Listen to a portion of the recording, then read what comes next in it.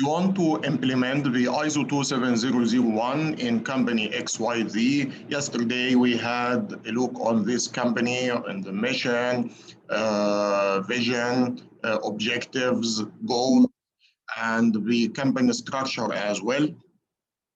And we started explaining the module number 3 for context of the organization.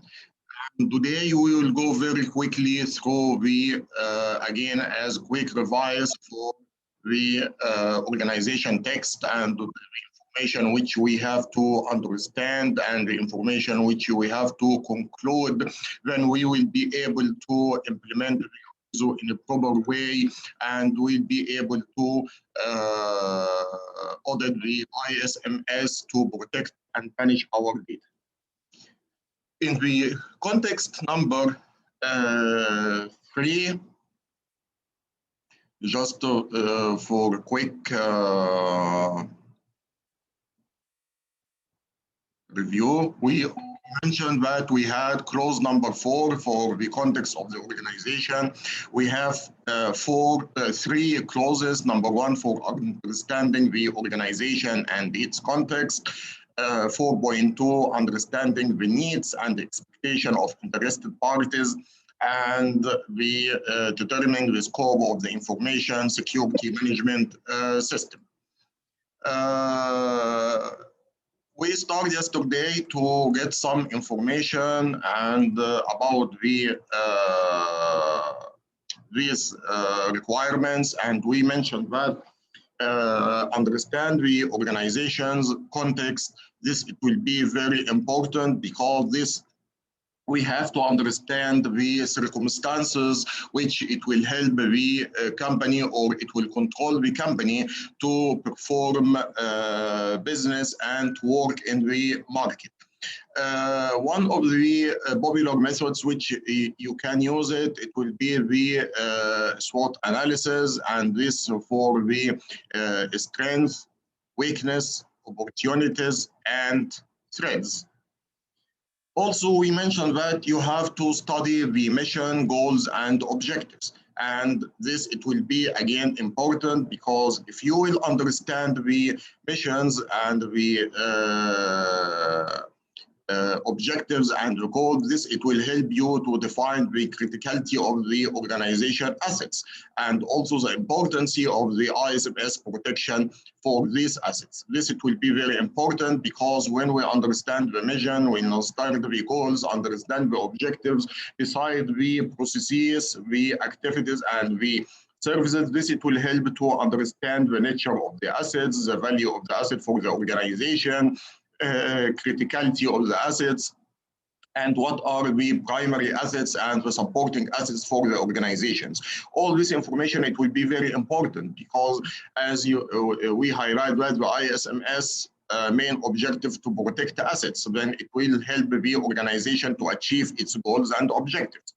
In this case, when we want to protect the organization objectives or help the organization to achieve its objectives and goals, we have to provide the resources which it will be able to make these objectives achievable. It's very important to understand the assets. What are the criticality? What is the value of each asset, and how this it will affect the company performance and organization. If you have this information, then you will be able to understand the criticality of the assets and how you will provide the appropriate security controls, which it will protect these information assets, even if it's primary assets or supporting assets. Also, we highlight yesterday the importance of understanding the external requirements, business external requirements and internal requirements, which it will control the business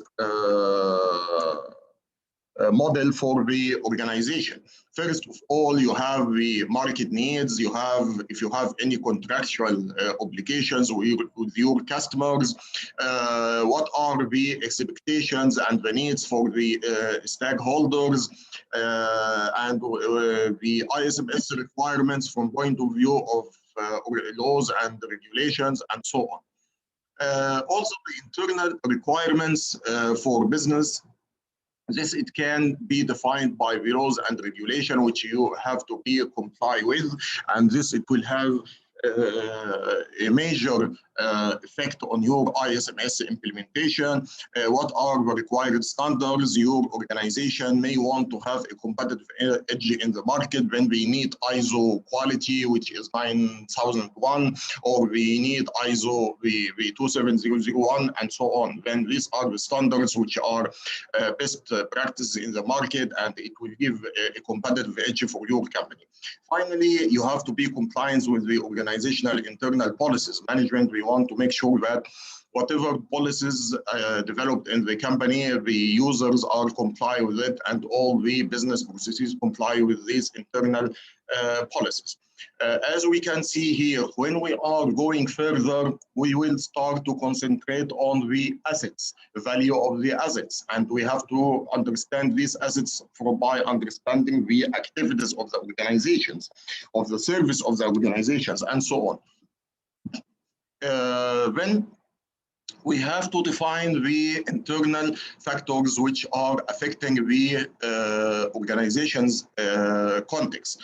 Like organization structure, as we mentioned, one of the examples that the CISO or the security manager, he should be reported direct to the IT manager, not to the reported to the CEO, not to the IT manager, who is the decision maker. And we highlighted this yesterday. We explained that this it will be very important, because if you understand who is decision maker, then you will be able to know who should develop the policies, who should approve it or sign it, and who is the responsible person which he will provide the resources for the ISO and the ISMS implementation.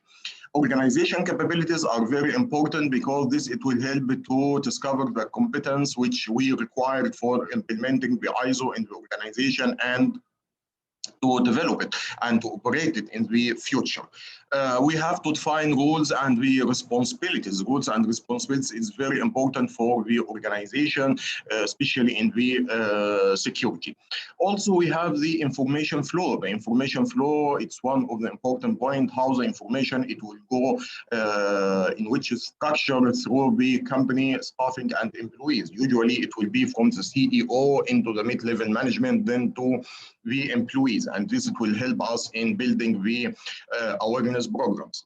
Finally, we have the previous and audit results. If you have any audit results before, and we have to check what were the findings and what are the relationship with the partners, customers, vendor, and stakeholders. Although these are external, because vendors, partners, we are external, but again, we are considered as internal factors as well, because this will affect the organization context in a matter of business, matter of structure, and so on. The external factors which are affecting the organization context, it will be the laws and regulation. It may be, for example, in Saudi Arabia, we have the NCA. In Europe, we have maybe GDPR, or if you are in America, or even if you have one of the branches working in one of these countries, then you have to apply and comply with these regulations. Also, the marketing competitions and the political environment. And if you are having a branch in China, for example, or Russia, or whatever, or maybe Iran, then these are the countries which they have a specific political environment, and you have to work very close with their government to be comply, and this it may affect again your business.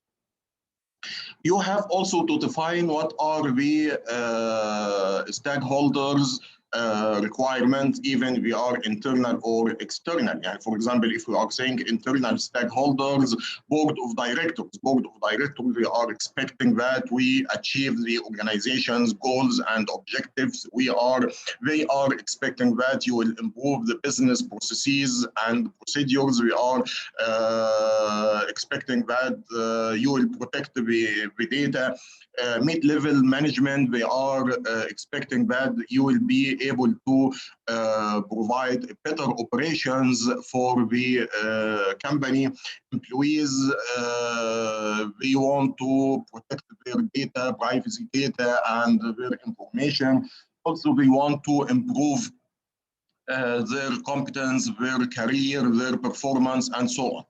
Also, we have the stakeholders like the customers, vendors, partners, maybe media, shareholders, all these stakeholders, have some expectations from the ISMS and the organization company, and we have to understand this expectation very well to provide them their requirements and their expectations. Okay, last thing which we discussed yesterday, it was for the organization's ISMS objectives. And this is one of the important slides which I want you to concentrate on. Why do we want to have the ISMS in our company? Number one, we want to protect the organization assets. Makes sense. I want to protect the organization assets. I want to compliance with the laws and regulation. Due diligence. I want to prove for the due diligence, as we explained yesterday. The due diligence, these are the exercises which you are doing to protect your data and information. You may want to have a confidence for the stakeholders in your company. You want to have a competitive edge. It may be ISO 27001 for security or ISO 29001 for quality and so on. Also, you may want to minimize the number of incidents and attacks. Consequently, you will minimize the effect of these incidents on the business and their cost and loss as well. Or you may want to improve the organization shape with the ISMS roles and responsibilities. Finally, you may want to improve the security awareness in your organization for your employees and stakeholders, even if they are internal or external. These are the points which we covered yesterday, and we stopped at this slide for implementing the ISO 27001 in XYZ company. Do you have any questions before starting today's session?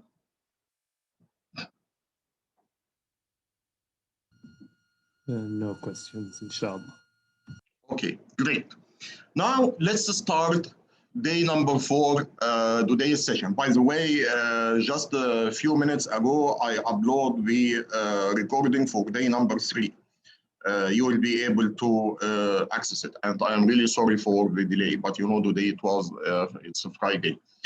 Okay, this is a company. Just I want you to remind you, it's the company. We have the CEO. Under the CEO, we have the line of the mid-level management for financial manager, HR manager, sales manager, technical manager.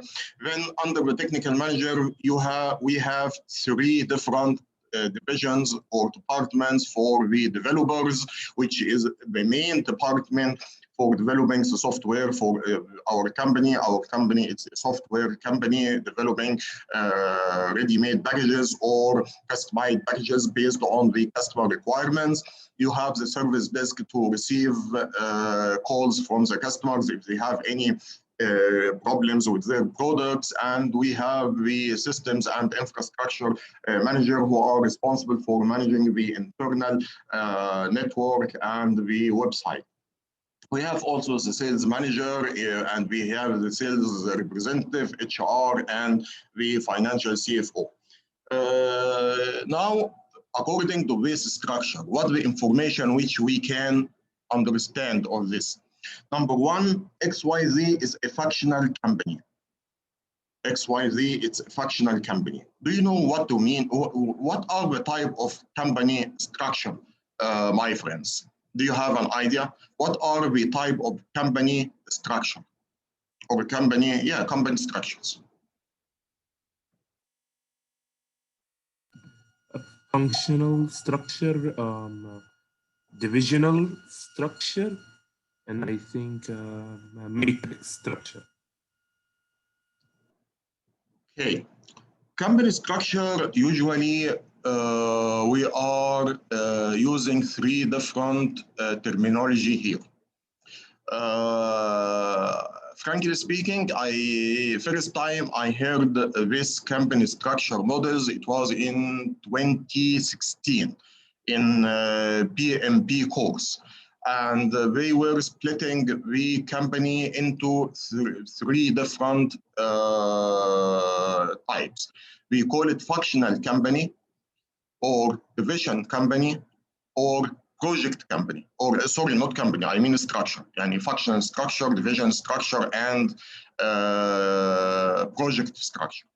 Functional structure, as we have in our case, you will find that there is a big boss who is responsible for the financial. It's a function because, you know, this is considered as a function. This is considered as a function. This is considered as a function. Then these are the functions, and you have single boss, and this boss, he will be reported to the CEO. In the division, it's not a function. In a division, you may have multiple functions in the same division, or it may have multiple functions in the same in different branches. Then in different branches, you can have function or division. What do you mean? I can have accountants, and these accounting people, we are sitting in different branches, and all of them in different areas, we all report to the same manager, who is a financial manager, who is sitting, for example, in the head office. But we are distributed.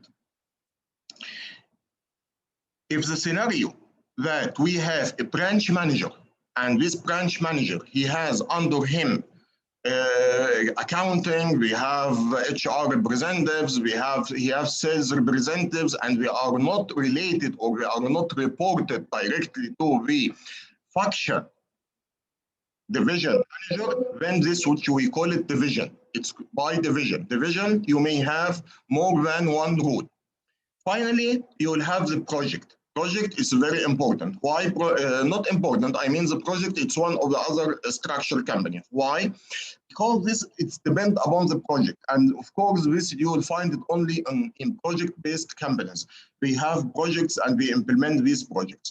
When the project, the big boss, he will be the project manager.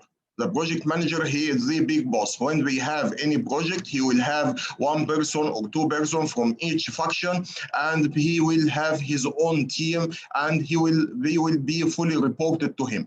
After the project, it will be finalized. All this team, it will go back to their functions again, and they will be reported to the functional manager. Then this company, it's a functional company. It's a functional company, XYZ company, it's a functional company, because as you can see that the big boss, the functional manager, he is managing all the stuff below him. The CEO is the decision maker. This is very important. You remember, we said that we want to know who is the decision maker because he have to develop the policy and he have to provide the resources for our company, for our implementation. Also, the mid-level management, we are the steering committee for tactical decisions. You know what is the difference between tactical decisions and strategic decision?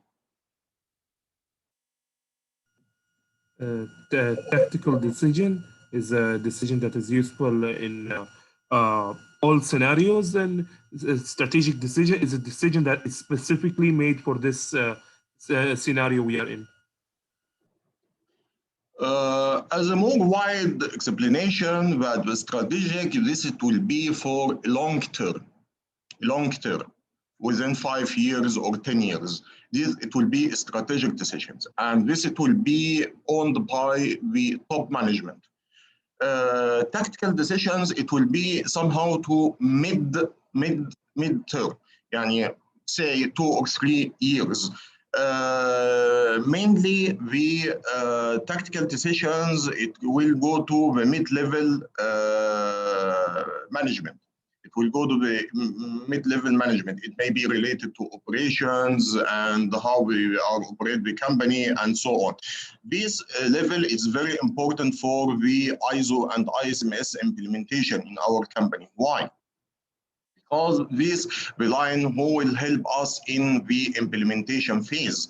These who are help us in the implementation phase. And these are the people which will help us to understand the company activities and processes. Then we will be able to understand the assets, we have to understand the vulnerabilities, we have to understand the threats and a lot of other information which we will speak about it in the next few slides. Okay. XYZ, they have distributed 5 offices in Saudi Arabia, and I think in Saudi, we have 5 offices, 4 in Saudi Arabia and 1 in India. XYZ company is based in Saudi Arabia. And of course, you have to take into consideration that we have to be compliant with the NCA regulation. We have to be compliant with the NCA regulation. Of course, NCA regulation here is not mandatory. It will be nice to have because XYZ company, it's not a government and it's not a CNI company. When if they comply with NCA, that's great. If they are not complying with NCA, I don't care. But of course, this company, if we will say we are NCA compliant, it will be additional point to them, and it will be considered as a competitive edge for them. Fine. Let's now go through the implementation phase for the XYZ company step by step. Number 1, let's discuss the vision and the mission. What are the information which we can conclude? You remember the mission and the vision of the company that to become the leader in the digital transformation, and the mission is develop a standardized approach, guidance, and tools that help decrease the failure rates of software projects. Okay, when I read this information, what I have to understand, what I have to discover out of this information, I have immediately to think about the following. Number 1, that the XYZ should comply with local laws and regulations. The XYZ company should comply with local laws and regulations. This it will be very important. Because if you are saying that you want to be leaders in the digital transformation market, then of course we have to comply with the local laws and regulations. If you then this point number 1, of course it may not be known by the staff, but you have to predict it. When you will see this becoming the leaders in digital market transformation, you have to understand that it will be nice to have, you have to advise your customer that it will be better and it will be a competitive edge, that you will be compliant with the local law and regulation as NCA, for example. Also, we have to be compliant with international laws and regulations. Again, it's very important. Why it's very important? Suppose that one of these companies which request the XYZ company to develop a software for them. We have an office in Europe. Then this means that GDPR, it will be very important for privacy. And we have to take this in their consideration to protect the data and not to leak these data. Also, if they have office in whatever any country, which they have a privacy rule, then we have to comply with these rules and so on. Or if I will go to XYZ company and I know that XYZ company, we are doing business over the internet and we are selling products over the internet on the website, and this means that we are using the, what we can say, the credit cards. And if you are using the credit card, then you have to comply with the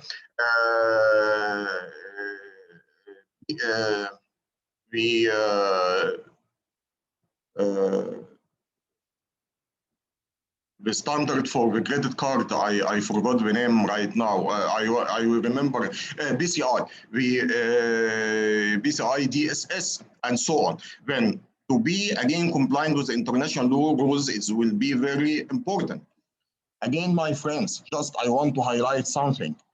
All this information which I concluded here, it's not direct information which I can collect from the company. I have to utilize my experience. When I heard that we want to be a leader in a market digital transformation, then I have to predict that we have to care about this, and this it will be very important. We have to, when you write the processes to them, you have to make it very clear. This it should be appear in the security policy. Then if they don't have the security policy, we have to develop it, and we have to add these points. If it's already developed, then you have to make sure that these points are already there. If are not there, then you have to add it, and so on. ISMS is a critical component. Of course, ISMS is a critical component because this, it will protect the company assets and it will protect the application codes. Now, XYZ company, we are developing code for companies when we want to protect the application code, we want to protect the processes and so on. Also, we want to protect their assets. We have primary assets as SDLC processes and activities. By the way, do you know what is SDLC? What is SDLC?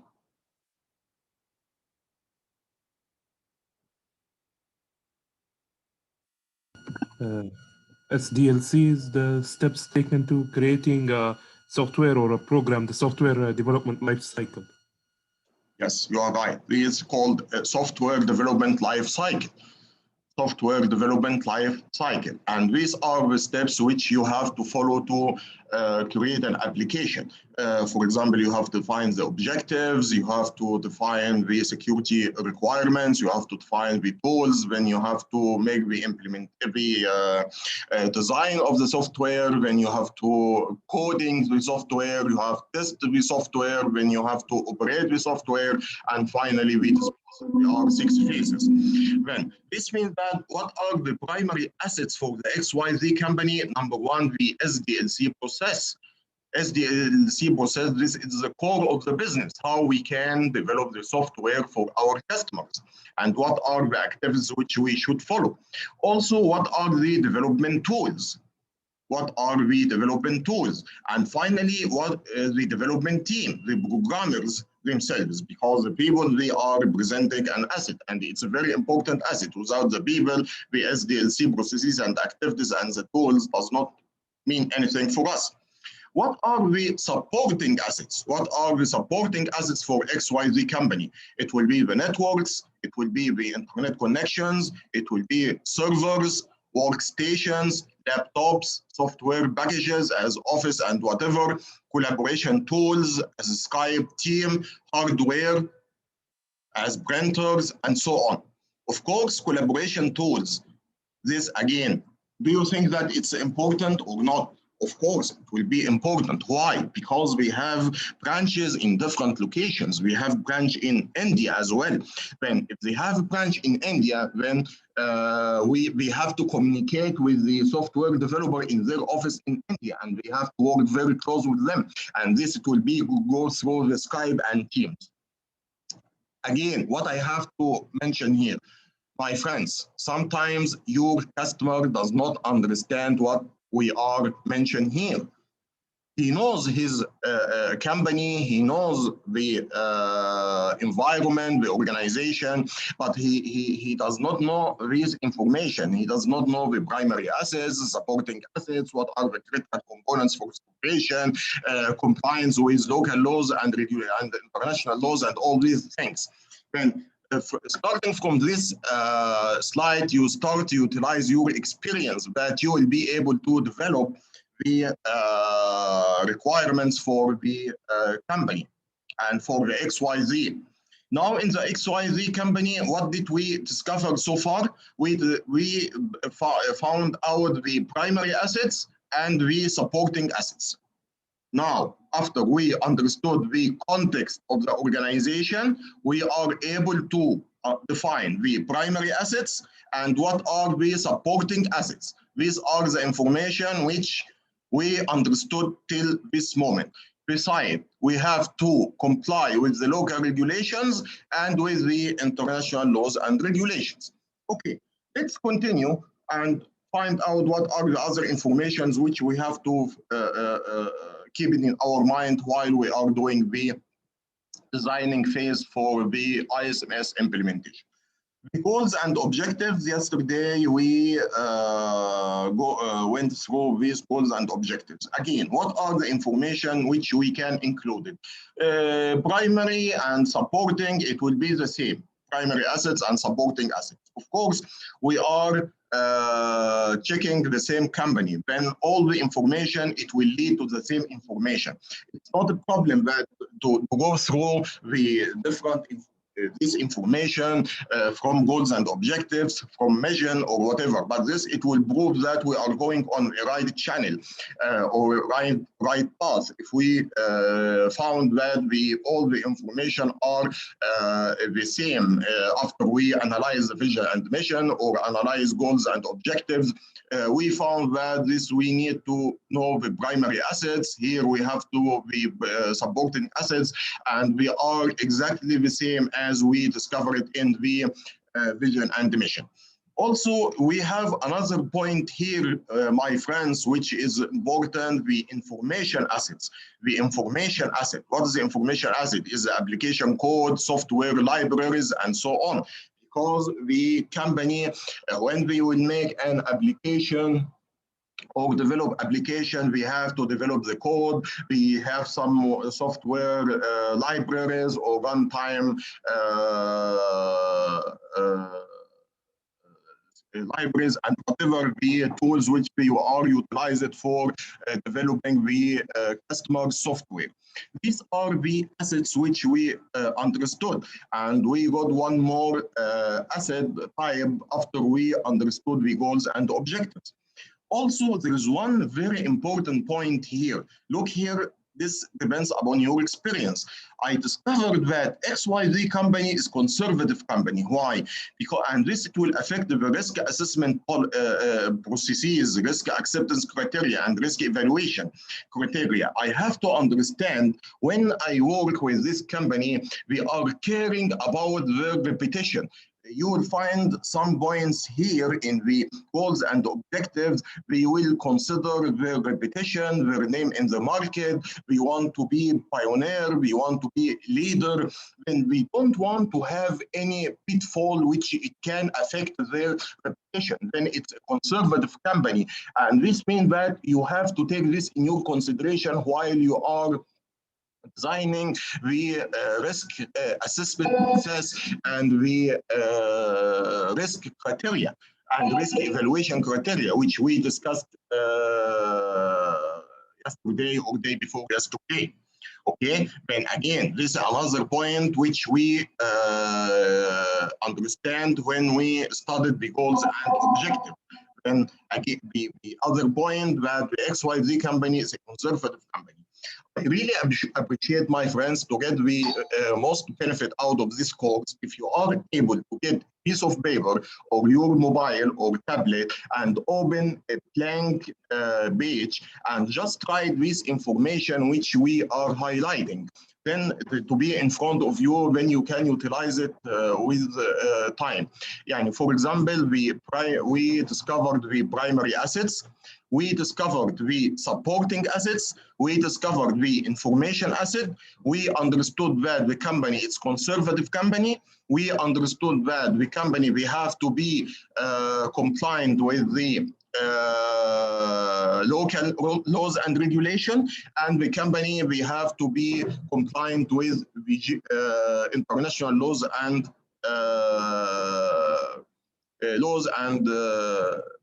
standards. Okay, I will repeat this again because if you want to take a note, and this, believe me, it will help you too much. It will help you too much. I will ask you for this while we are working. Then, what are the information which we concluded when we studied the missions, goals, and objectives. What are the primary assets? What are the supporting assets? What are the information assets? XYZ company, it's a functional company. XYZ company, it's a conservative company. Then we have to take care about the risk management processes. Also, we have to comply with the local and international laws and regulation and standards. We have one more point here that XYZ company, we have the concept of the continuous learning. This, it's again, we can collect this from or understand it from the goals and objectives, and we are providing training course for the staffing. What is the benefit of this point for me? Why do I want to highlight this in my findings? What do you think? What is the benefit of continuous learning of this company? What will be the benefit for me in ISO or the ISMS?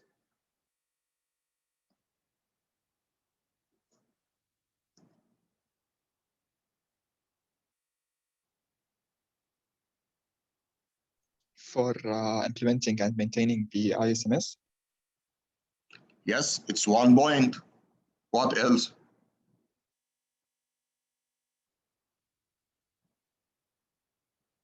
Can you repeat the question? What is the benefit of continuous learning for the ISO implementation and ISMS implementation? Continuous learning is helpful for To know the latest update for it. the latest developments and the latest changes to move into a better direction. Okay, if I have a company and we have the concept of continuous learning, this means that it can affect their competence.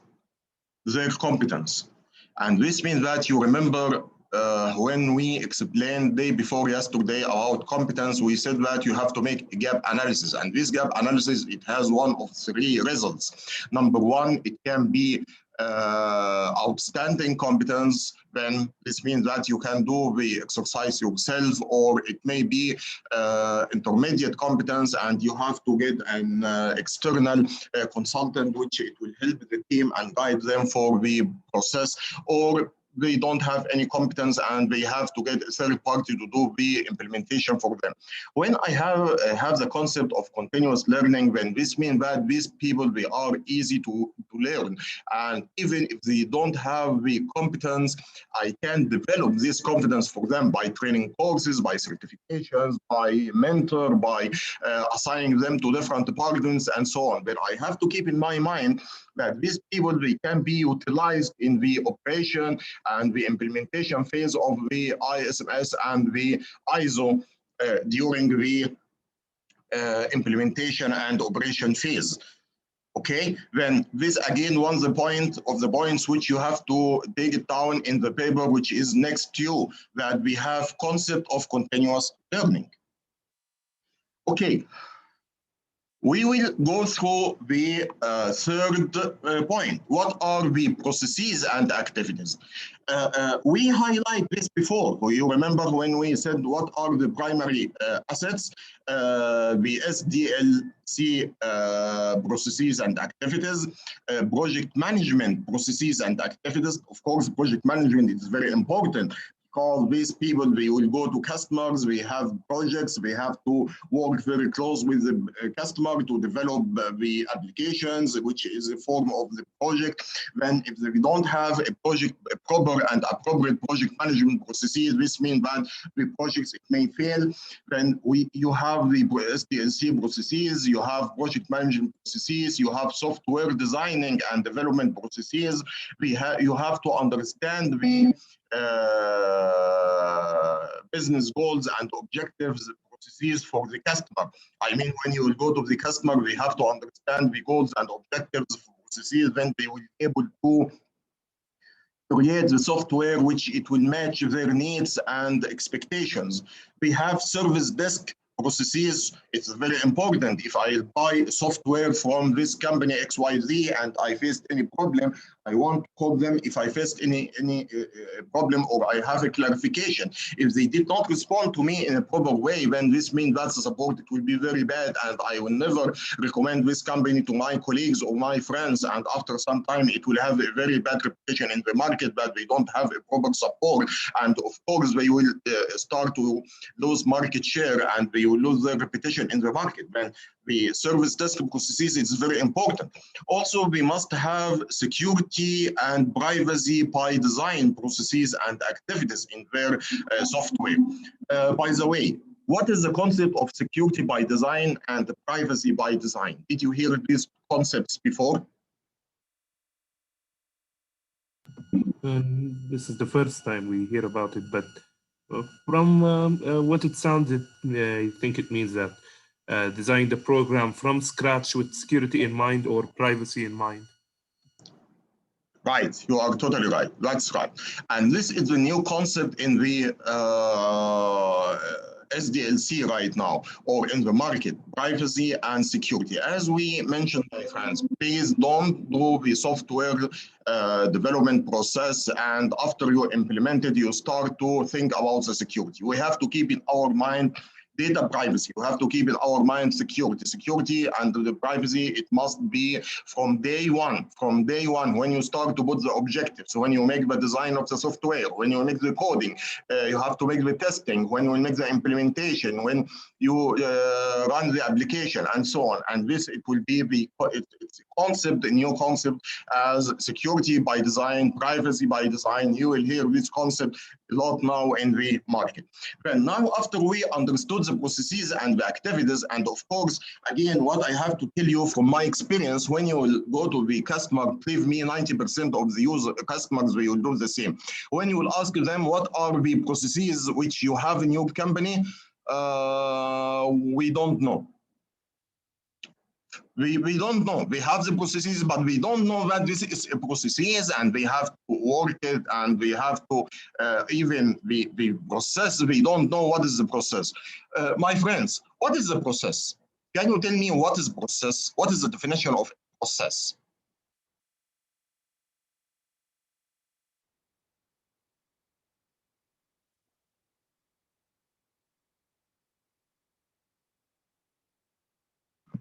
Any answer? Can we say, in other words, it's an operation, something function for, it's a function that that we do our job, or we complete our vision and mission by doing those multiple functions or processes. I mean, things we do to achieve our goal. Okay.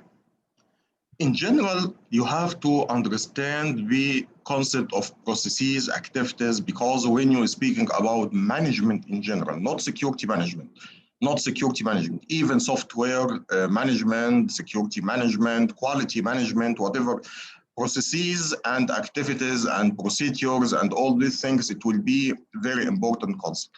Processes, my friends, it's very simple. It's very easy. What does it mean? You have a group of activities. This group of activities, we have specific input and we have specific output. Very simple. This is the process.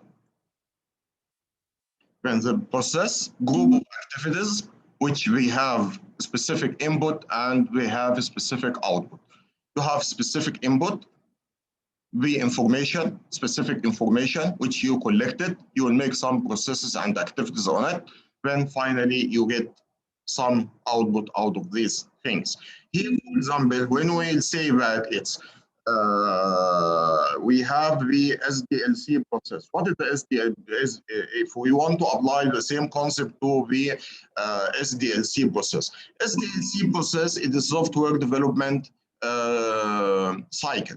When I have the what is the input here? The input, it will be customer requirements, customer objectives, customer goals, type of applications, ease of use, and so on. Then we will start to make the process here, and what will be the output? The output, it will be the program or the application which you want to run. Of course, it's not so easy like that, because the SDLC itself consists of about 6 processes, but as a very simple illustration, this would be the definition of the process. Then, as you can see here, that we have these multiple processes. We have the SDLC processes, project management processes, software designing and development processes, the customers, understanding customers' goals and objective processes, service desk processes, and finally, security and privacy by design processes. These are the processes which we figured out from XYZ company after we make the studied the processes, objective, and services. How you can study the processes and objective and services of the company? Can you tell me?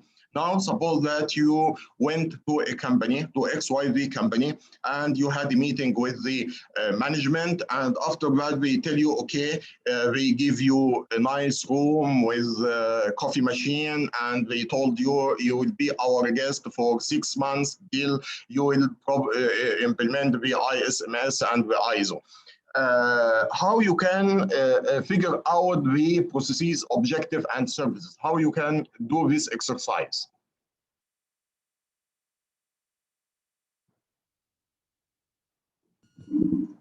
By trying to gain a list of records, a list of archives that include the processes and activities. Sorry, I did not hear you. By asking if there is a record for it or written anywhere. In some situation, no. Unfortunately, in some situation, as I said, first day when we start our training, unfortunately, we are in Middle East, or as Arabs in documentation, we are very bad. We are very bad in documentation. Then even if you will find any documentation in any company, I can challenge that this documentation, it may be never be updated at all. Then you cannot depend upon this documentation. Okay, you can ask for it, but I cannot depend upon it. I can get some information out of it. But how we can figure out the processes, the objectives, and all these things. Objectives, of course, you will find it written, because this is the company structure. Okay, and the company, it must have a proper presence for it. But for processes and all this stuff, it may not be known. Then how you can discover these things?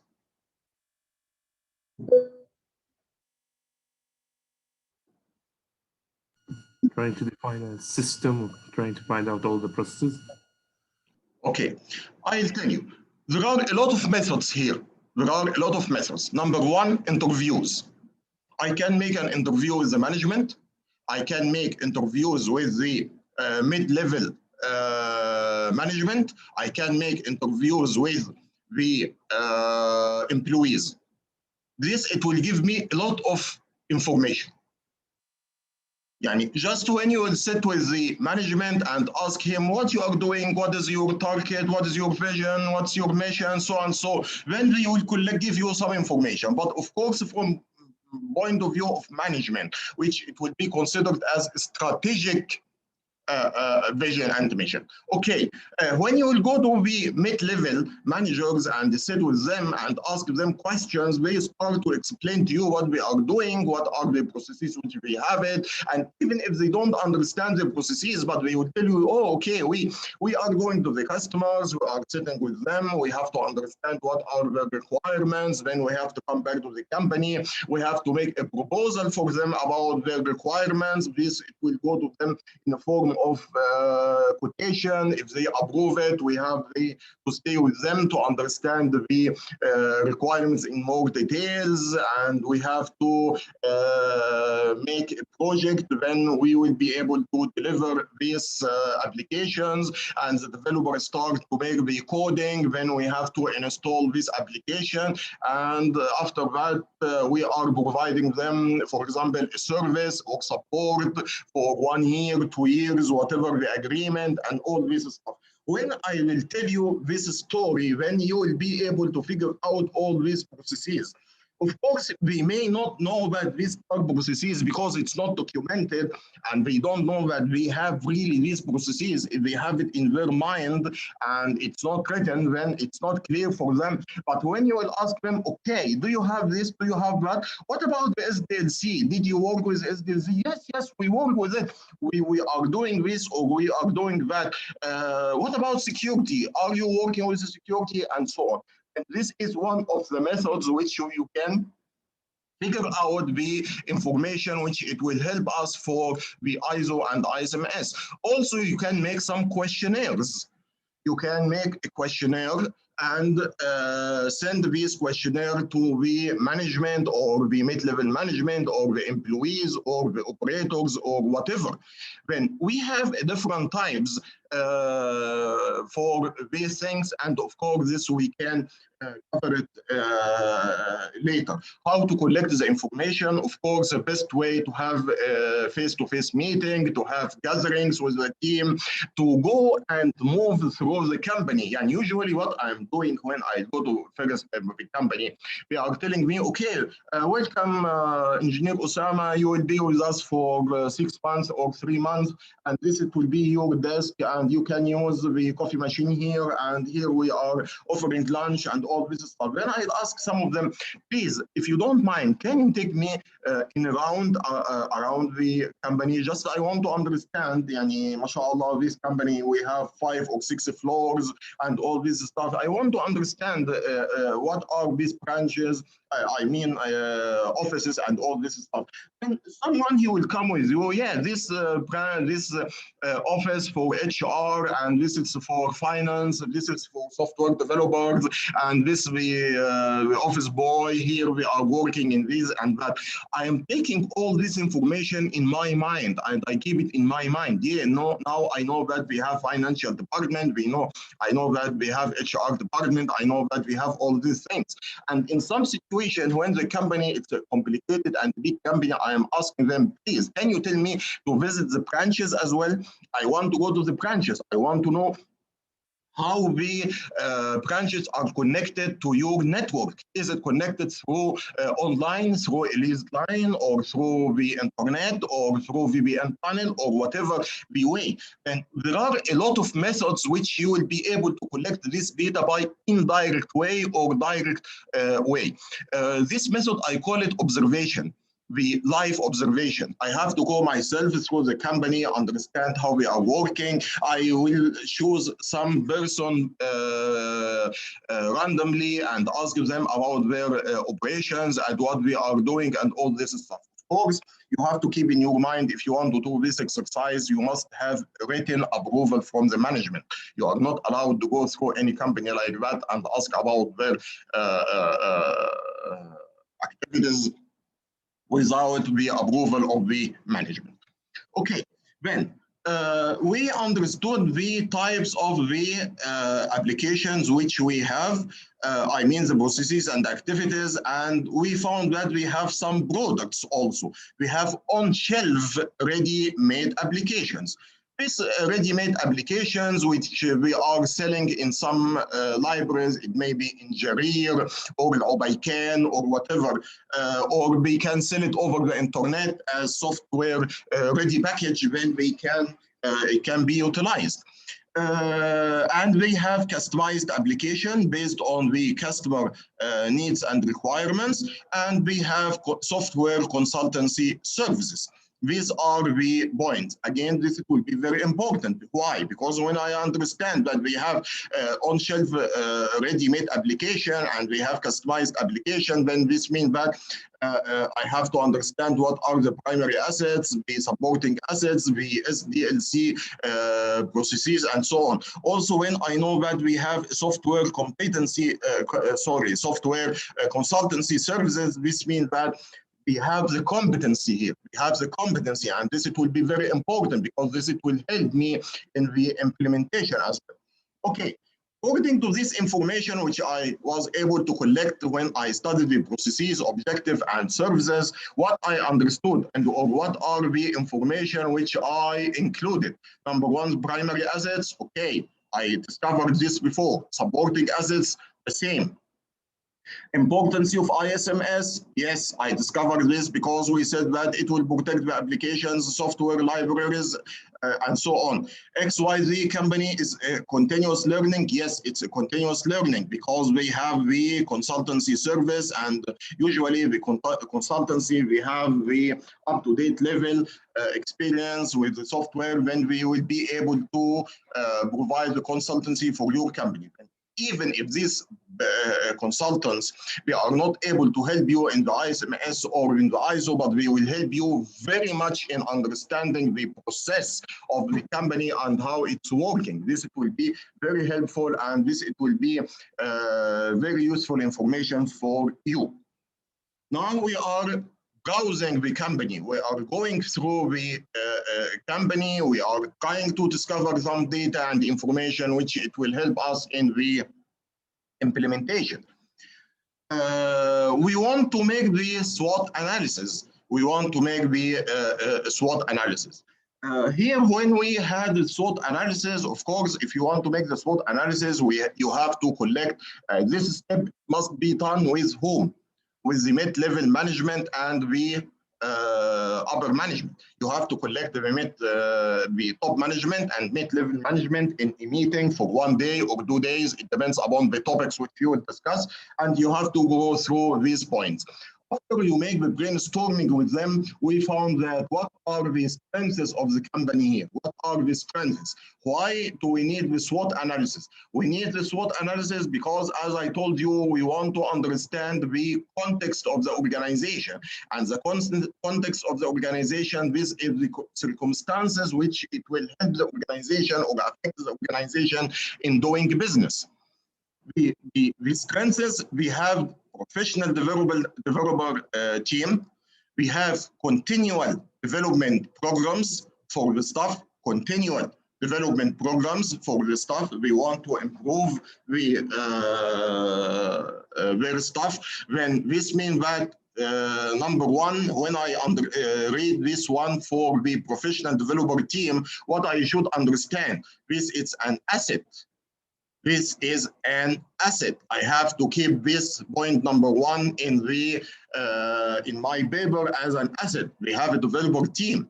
Number two, if we are going through continual development programs for the staff, then I have to keep in my mind that this may help me in competence, in the gap analysis for competence, which I'll do it in clause number 7, as you would see in module number 7, inshallah.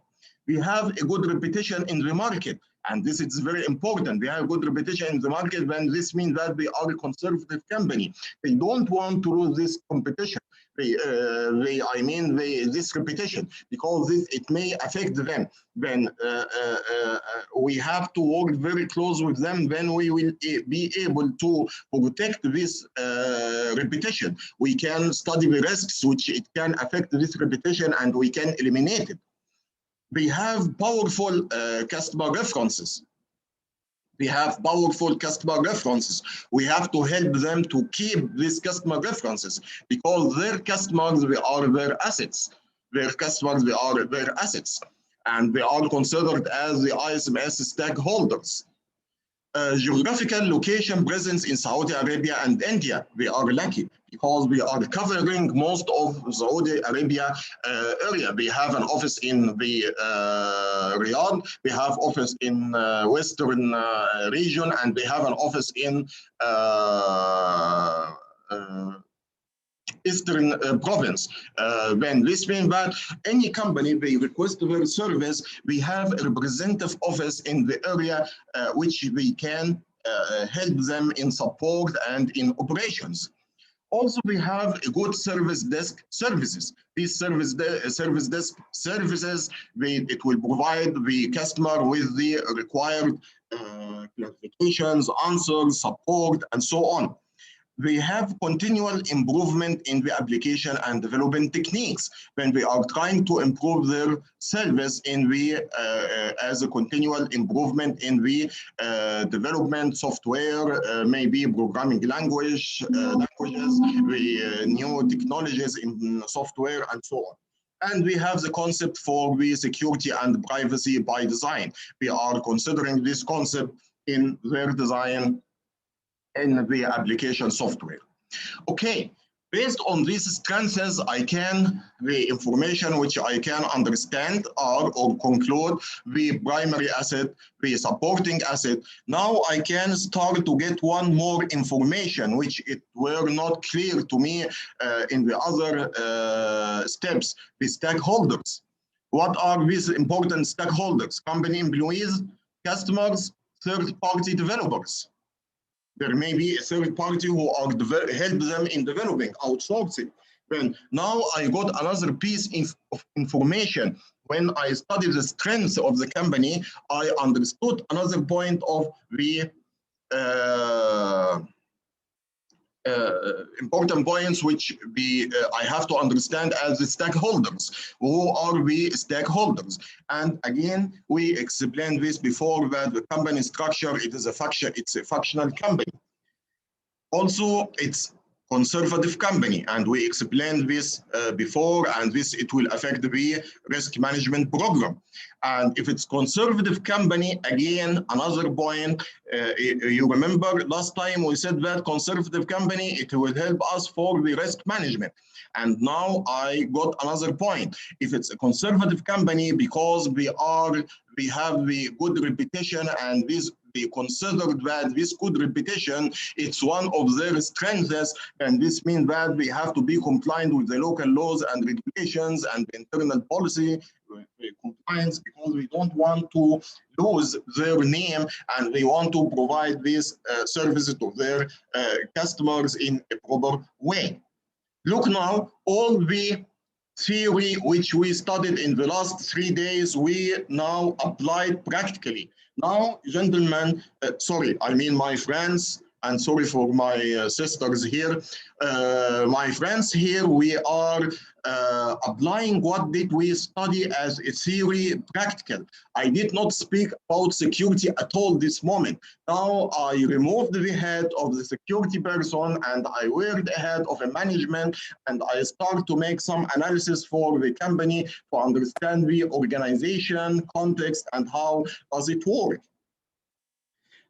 You will find here in the weakness, we have some weaknesses. What are they? Number one, we are working with traditional programming languages. We are not following the new programming languages, which it will make the application, it's very easy for use, and it will be very attractive, and you will find screens, very easy way to access these screens and the application information and so on.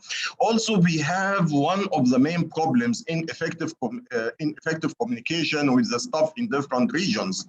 You remember when I told you it's a functional company? If it's a functional company, let me go back to the diagram. This one.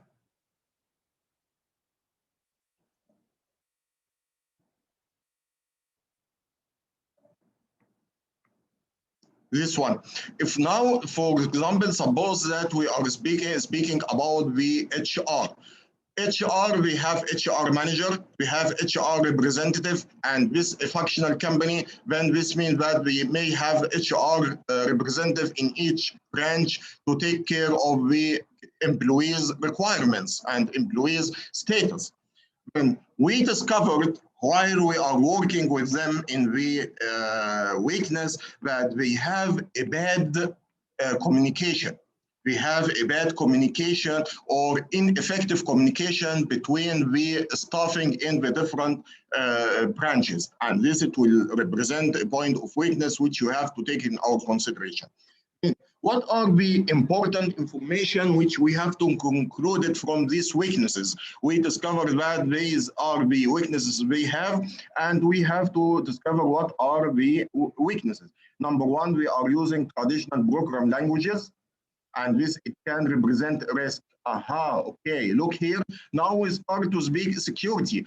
Programming languages, and this is a traditional programming languages, it can represent a risk, and risk, this is one of the security terminologies. And we have to work and take care of the Annex 14, which is the system acquisition, development, and maintenance. We have to follow the requirements and the controls for development, the software, and make sure that they fulfill these requirements. Also, the poor communication, which we highlighted here in the ineffective communication, that this it will affect the ISMS implementation and risk management in providing and obtaining information from internal stakeholders. If we have an effective communication, then how we will collect the required information for the ISMS and the ISO implementation, this it will be a problem. Really, it will be a problem. If I have a miscommunication or ineffective communication between the staff, I have a problem. This, I have to work very hard to collect this information myself. I have to depend upon my experience in collecting information. I have to make some interviews. I have to make some questionnaire. I have to make observation trips in the branches, in the head office. There are other methods which you have to follow up. Okay. Do you have any questions regarding these slides which we discussed now?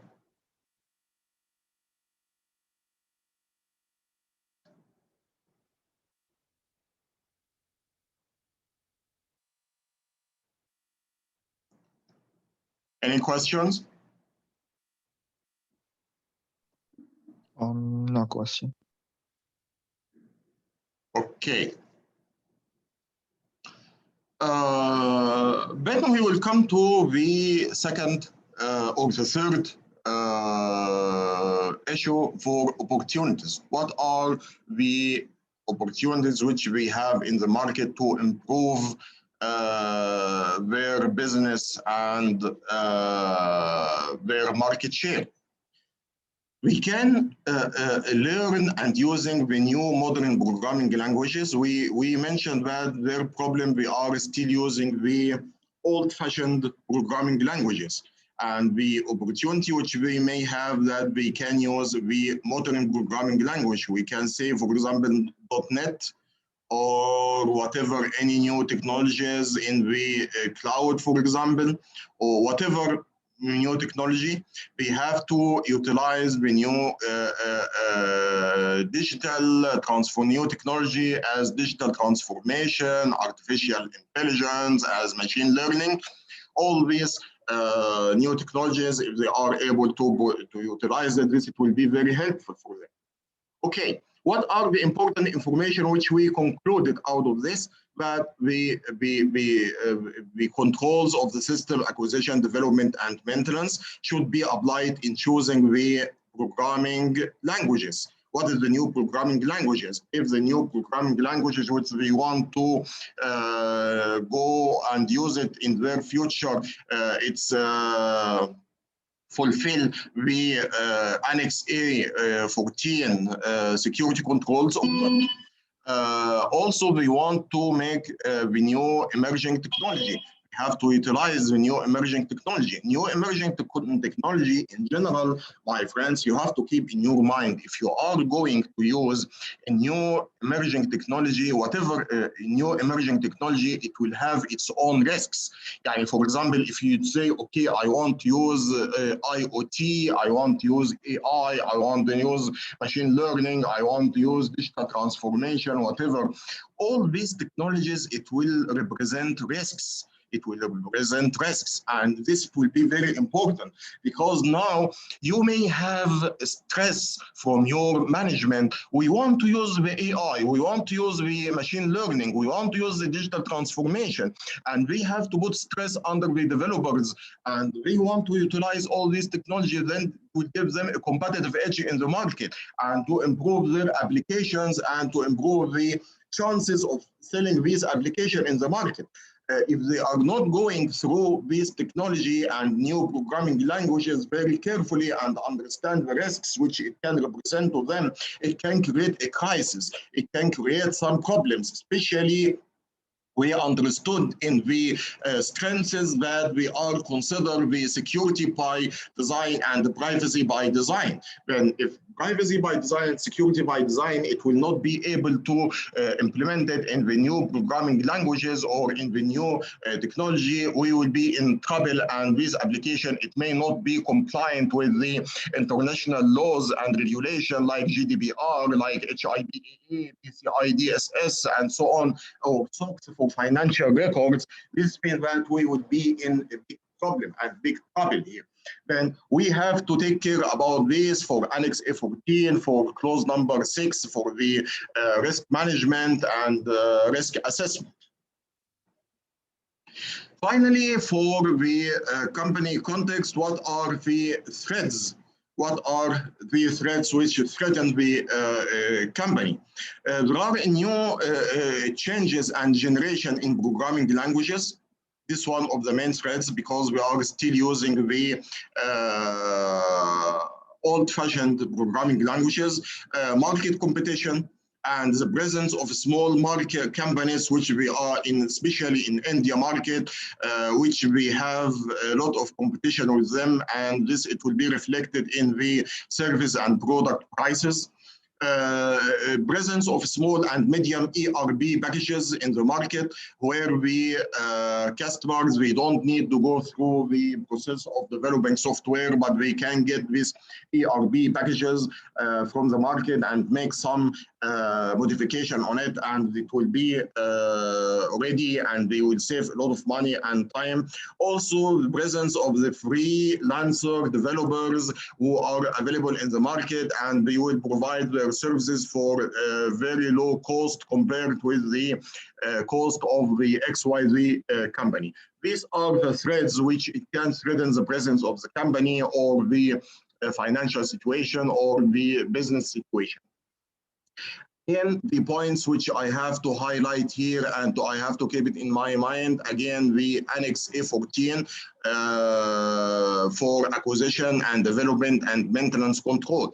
Acquisition and development, this it will be very important because we want to have some new programs and programming languages for maintenance and maintaining the controls. Again, we have to make sure that security controls, it's secure and effective and it's efficient for the objectives where these controls are designed. Also, they may have some financial problems. They may have some financial problems due to the presence of these small and medium ERP packages and the freelancers, and this it may affect the risk treatment options, because in risk treatment options you have to create security design, security controls and implement, and this it may affect them because we don't have the budget or we don't have the finance for it.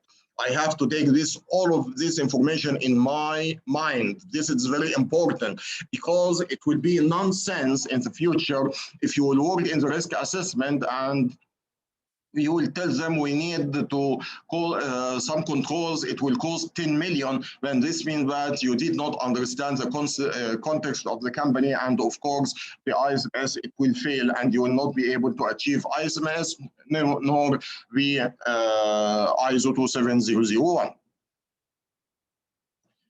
Okay.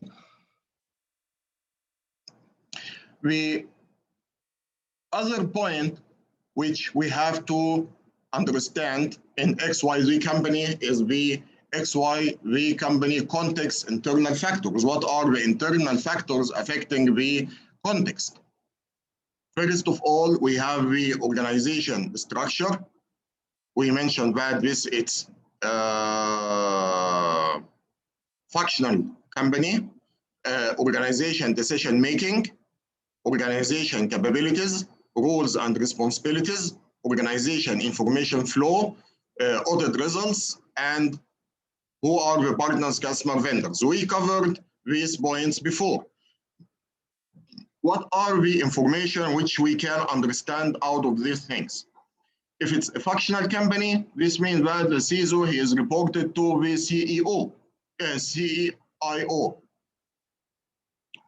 If it's a functional company, CISO, he's reported to the CIO, and this is wrong. He should not report to CCIO. He must be reported to the CEO. And this point number one, which you have to take in our consideration. We have to provide our recommendation that the user, the CISO must be reported to the CEO. If the CEO, he is the strategic decision maker. CEO is the strategic decision maker. When he is the owner and approval for the ISMS security policy. And also he have to provide the required resources for the ISMS and the ISO implementation. XYZ company has a formal development program. We have a formal development program for the staff, and this it can help in the competence for implementing the ISO and the operation of the ISMS. I have to work very close with the HR to understand the competence of the people, and if they are able to learn how work in the ISO, or to give them some training course, or if they have already the competence to do this. XYZ company rules are clear. We have clear rules. And this means that we can develop the ISMS rules and responsibilities. One of the main challenges which we are facing with companies is the rules and responsibilities, gentlemen. This is really one of the big headache. Why? Because, okay, we can find the rules, but we don't know what are the responsibilities. It's not written. It's not mentioned on a paper. It's not mentioned on a document. When you are joining the company, you don't have something tell you are responsible to do 1, 2, 3, 4. You are telling you are security engineer. Okay, then what should I do? Okay, your manager, he will tell you what you do. Today, you can have to configure a firewall. Tomorrow, you have to check some incident. Day after tomorrow, you have to make IPS device and so on. But this is not the proper way. The rule of the HR that you must have the ISMS rules and you must have the responsibilities, clear responsibilities and job description. And this is one of the main pain which we face it. What are the rules? Here are the rules. What are the responsibilities? You can do this, we can do that. Okay, when this is not written, then we have to develop the responsibilities for the ISMS. Then if we have a good company structured, then rules and responsibilities, it will be very clear, and what you have to do that you can merge the security responsibilities only in these points or in their responsibilities.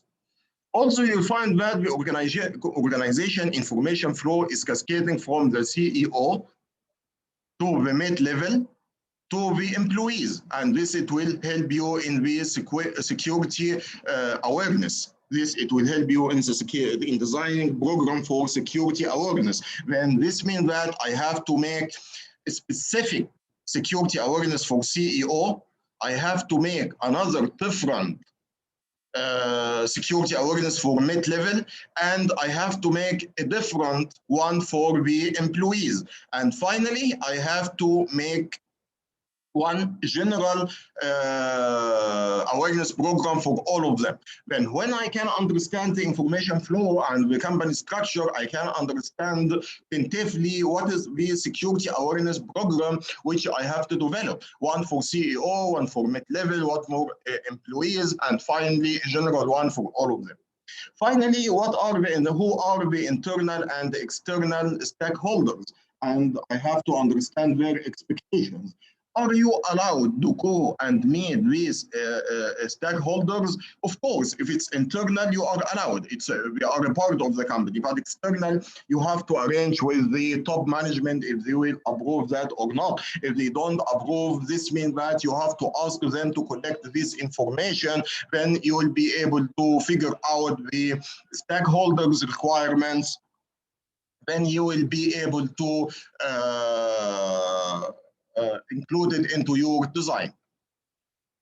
Before going to prayer, I have only one more slide. I want to go through it, the external factors. What are the external factors affecting the XYZ company?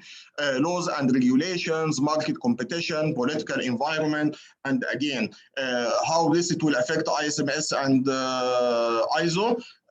I must have permanent contact person for XYZ company with NCA authority. I have a tough competition in the market. An XYZ company, we have to update their products and services to create some competitive edge. This, it may be security and privacy by design or whatever, any new concept, or we have to utilize new emerging technology and like the AI and ML and digital transformation. And as we mentioned, if we are speaking about new emerging technology, we have to take in our mind that this, it will create new risks. This, it will create new risks, and it should be included in our, what we can say, in our risk management program to make sure that these risks are covered and treated. Okay, do you have any questions?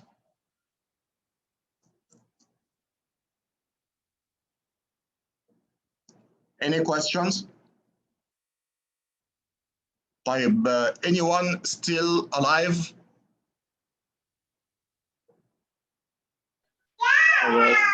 All of us. يعني والله حرام يا شباب ان انا صعبت على الاطفال وهم اللي ردوا عليا مش انتوا. يعني الاطفال هم اللي ردوا عليا، والله حرام يعني. فيا ريت لو سمحتوا اللي بيسمعوا معاه الاطفال دول يشكرهم لي جدا جدا جدا، لان هم اللي اعطوني امل ان لسه في حد موجود اونلاين معايا يعني. لا احنا موجودين يا دكتور. لا انا مصدق انكم موجودين، بس انا عارف النهارده الجمعه وكان في غدوه حلوه كده اكيد، والله اعلم بقى دلوقتي انت بتسمع ده على الموبايل وانت نايم على السرير ولا على الكنبه ولا فين، الله المستعان يعني. انا بفكر اعمل زي ما كنت بعمل مع الشباب عندي في القسم، ان فجاه كده اقول لهم ان انا عندي كويز واروح اعطي كويز واعطي بتاع الريزلت الكويز ده اديه للدكتور نفيد مع الاجابه هو يصححه لكم. ايه رايكم؟ هتصحوا معايا ولا نعمل كويز؟ صح، يعملوا كويز. الجامعه نفسها هتعطي كويز على الكورس عشان يعطوا الشهادات. في كل الاحوال ما تقلقش، الكويز ده انا اللي هجهزه لكم ان شاء الله. وعلى فكره انتوا عارفين الكويز ده هيكون ازاي؟ حد شرح لكم الكويز ده هيكون ازاي عشان تاخدوا الشهادات؟ هتسالنا ايش هو اسمنا وتعطينا الشهاده بس على طول؟ طبعا اكيد هسالك على اسمك وعنوانك واديك على طول الشهاده، بس مش شهاده الايزو، شهاده لا اله الا الله محمد رسول الله، دي اقصى شهاده ممكن اديها لك في الحاله دي. طيب انا استاذنكم دلوقتي، هنروح لبريك للصلاه عندي انا، ولما ارجع هقول لكم الامتحان او الكويز ده هيكون ازاي. هو مش هيكون كويز على فكره بمعنى كويز، ولكن هيكون حاجه اكبر قوي من الكويز. فانا متاكد ان انتوا هتركزوا معايا بعد كده لما تعرفوا نوع الكويز ده هيكون ازاي. عموما استاذنكم، انا هبقى بس 10 دقائق واصلي وهرجع لكم تاني ان شاء الله، واول ما نرجع هقول لكم الكويز هيكون ازاي. السلام عليكم. عليكم السلام.